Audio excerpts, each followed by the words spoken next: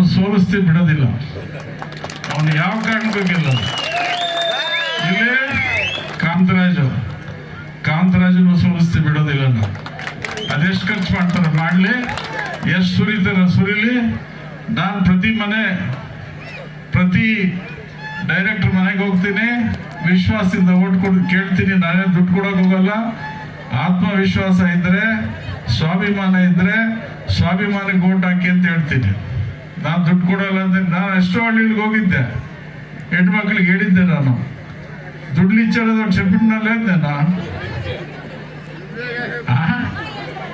ಹೇಳಿದ್ದೀನಿ, ನಾನು ದುಡ್ಡು ಕೊಡಲ್ಲ ಅಂತ ಹೇಳಿದ್. ಪಾಪ ಅಷ್ಟು ನೀವು ಬಂದಿದ್ದೀರ, ವಿಶ್ವಾಸ ಪ್ರೀತಿ. ದುಡ್ಡಲ್ಲಿ ನಾವು ಗೆಲ್ಲಕ್ಕಾಗಲ್ಲ, ನಿಮ್ ಕೆಲಸ ಮಾಡ್ಬೇಕು.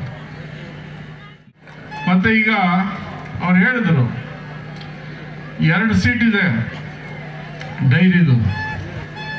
ನಾವೇನು 2-1 ಈ ಕಡೆ ಇರ್ಲಿ ಹೋಗ್ಲಿ, ಕಾಂತರಾಜ ಇರ್ಲಿ, ಆ ಕಡೆ ನಾವು ಯಾರನ್ನಾದ್ರೂ ಮಾಡೋಣ ಅಂತ ಅಂದ್ಕೊಂಡ್ವಿ.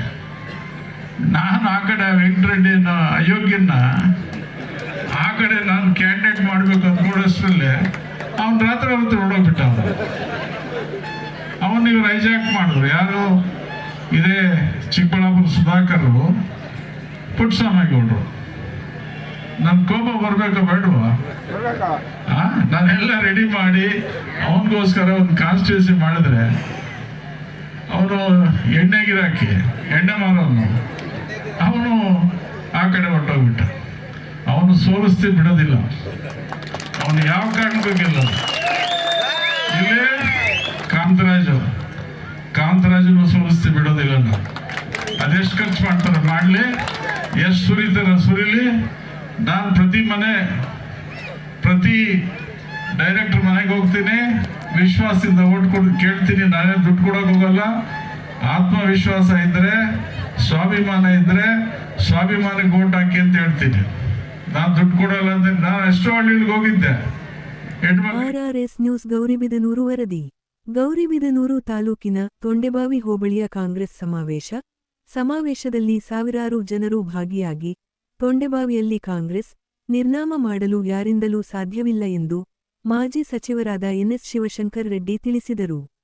ತೊಂಡೆಬಾವಿಯಿಂದ ನೂರಾರು ಬೈಕುಗಳಲ್ಲಿ ರ್ಯಾಲಿ ಮುಖಾಂತರ ಸಭಾಂಗಣಕ್ಕೆ ಸಾವಿರಾರು ಕಾರ್ಯಕರ್ತರು ಶಿವಶಂಕರ್ ರೆಡ್ಡಿಯನ್ನು ಅದ್ದೂರಿಯಾಗಿ ಬರಮಾಡಿಕೊಂಡರು. ಕಾರ್ಯಕ್ರಮದಲ್ಲಿ ಚಿಕ್ಕಬಳ್ಳಾಪುರ ಜಿಲ್ಲಾ ಅಧ್ಯಕ್ಷರಾದ ಕೇಶವರೆಡ್ಡಿ, ಮಾವು ಬೆಳೆಗಾರರ ಪ್ರಾಧಿಕಾರದ ಅಧ್ಯಕ್ಷರಾದ ಮುದ್ದುರಂಗಪ್ಪ, ಅಶ್ವತ್ಗೌಡ, ವೇಣು, ಪ್ರಕಾಶ ರೆಡ್ಡಿ, ಭಾರ್ಗವರೆಡ್ಡಿ, ಗಿರೀಶ್ ರೆಡ್ಡಿ, ತಾರಾನಾಥ್, ವಿಶ್ವನಾಥ್, ಹರ್ಷವರ್ಧನ್ ರೆಡ್ಡಿ, ಹನುಮಂತರೆಡ್ಡಿ ಮತ್ತು ಸಾವಿರಾರು ಕಾಂಗ್ರೆಸ್ ಕಾರ್ಯಕರ್ತರು ಉಪಸ್ಥಿತರಿದ್ದರು. ಇವತ್ತು ಡೈರಿ ಎಲೆಕ್ಷನ್ ಬಂದಿದೆ. ಇದೇ ಕಾಂತರಾಜನ್ ಫಸ್ಟ್ ಮಾಡಿದ್ದು ನಾನು.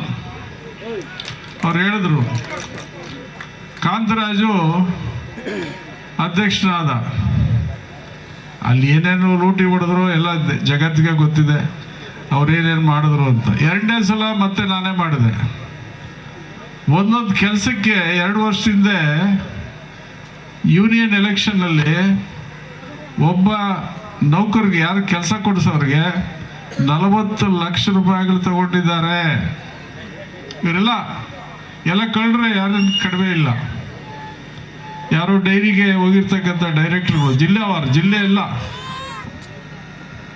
ನಮ್ಮ ಸ್ಥಳೀಯರಿಗೆ ಯಾರಿಗಾದ್ರೂ ಮಿಲ್ಕ್ ಡೈರಿಯಲ್ಲಿ ಒಬ್ರಿಗಾದ್ರೂ ಕೆಲಸ ಕೊಡಿಸಿದಾರ? ಈಗ ನನಗೆ ಗೆಲ್ಲಿಸ್ಬೇಕು ಅಂತೇಳಿ ನಿಮ್ಮ ಮನೆ ಬಾಗಿಲಿಗೆ ಡೈರಿಗಳ ಅಧ್ಯಕ್ಷರು ಅಂತ ಬರ್ತಾ ಇದ್ದಾರೆ. ಯಾಕೆ ಗೆಲ್ಲಿಸ್ಬೇಕು ಇವ್ರನ್ನ? ನೀವು ಕೇಳಬೇಕು. ಯಾಕ್ರಿ ನೀವು ಆಸ್ತಿ ಮಾಡ್ಕೊಳ್ಳೋಕ್ಕೆ, ದುಡ್ಡು ಹೊಡಿಯೋಕ್ಕೆ ನಿಮ್ಮನ್ನು ಮಾಡಬೇಕೇನೆ ಅಂತ.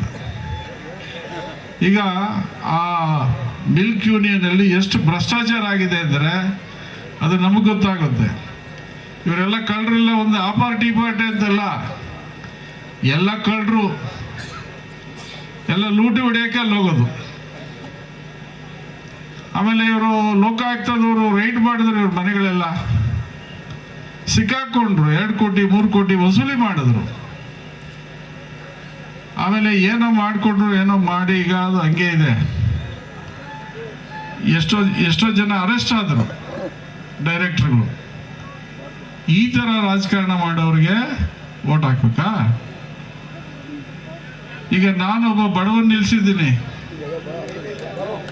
ಬಡವ ದುಡ್ಡು ಗಿಟ್ಟು ಕೇಳಬಾರ್ದು, ನಾವು ಏನು ಕೊಟ್ಟರೆ ಎಷ್ಟು ಕೊಟ್ಟರೆ ಅಷ್ಟು ತಗೋಬೇಕು. ಡೈರಿ ಅವರು ಏನಪ್ಪ ದುಡ್ಡು ಅಂದರೆ ಮತ್ತೆ ಮುಗೀತು. ಪಾಪ ಒಳ್ಳೆಯವನು ನಾಗರಾಜ್ ಅಂತ, ಇಲ್ಲಿ ನಮ್ಮ ಅಲ್ಕಾಪುರ ಡೈರಿ ಅಧ್ಯಕ್ಷ, ಕುರುಬ ಜನಕ್ಕೆ ಸೇರಿದವರು. ಈಗ ನನ್ನ ಮೇಲೆ ನಿಷ್ಠೂರ ಮಾಡ್ತಾ ಇದ್ರು, ಕುರುಬರಿಗೆ ಏನು ಅಧಿಕಾರ ಕೊಡಲಿಲ್ಲ, ಕುರುಬರಿಗೆ ಏನು ಅಧಿಕಾರ ಕೊಡಲಿಲ್ಲ. ಅದೇ ಕುರುಬರು ಕೊಡ್ತಾ ಇದ್ದೀವಿ, ನೀವು ಗೆಲ್ಲಿಸ್ಬೇಕು ಎಲ್ಲರೂ ಸೇರಿ. ನಾನು ಎಲ್ಲ ಸಮಾಜದವ್ರಿಗೂ ನ್ಯಾಯ ಮಾಡ್ತೀನಿ. ಈ ಕಾಂತರಾಜ್ ಯಾವ ಸಮಾಜದವರು, ಎಷ್ಟು ಜನಸಂಖ್ಯೆ ಇದೆ ಅವ್ರದ್ದು? ಈ ಥರ ನಾನು ಸಾಮಾಜಿಕ ನ್ಯಾಯ ಮಾಡುವಂಥವ್ನು, ಎಲ್ಲರ ಜಾತಿಯವ್ರನ್ನ ಒಟ್ಟಿಗೆ ತಗೊಂಡು ಹೋಗ್ತಕ್ಕಂಥವ್ನು ನಾನು.